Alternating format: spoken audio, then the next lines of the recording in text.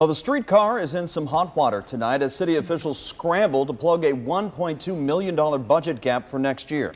Not on your side, transportation reporter Pat LaFleur was at City Hall today as officials presented some options to City Council, and Pat is with us tonight in the studio. Pat.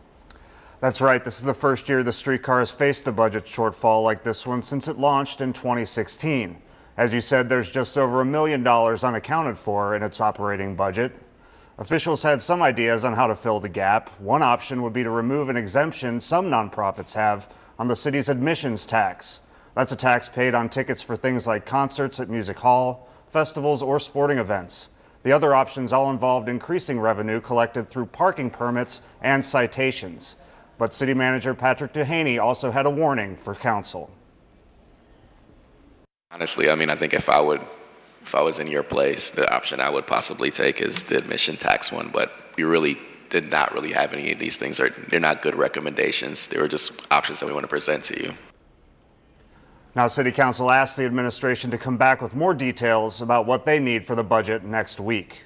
So one of the primary questions, what's the timeline on any action that could happen? Sure. So the committee would like to see more details next week, but in order to get an ordinance passed that would enact one of these plans, they need to get an ordinance in front of that committee by June 17th so that it would have enough time to go before full council and be approved before the end of the month, which is the deadline for the new budget next year. Right around the corner then. And how likely is it that the city council will agree to anything that was actually brought up today? Well, the challenge here is that a number of these options have been rejected by previous city councils in the past. So, and they're not very popular ideas. So one of them would be to implement a parking boot program.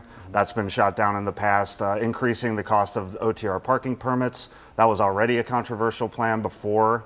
So to increase that cost would come with a lot of resistance. So a lot of these ideas, it's going to take some convincing both on council and the general public to get behind. So if it doesn't pass or they can't reach an agreement, then what?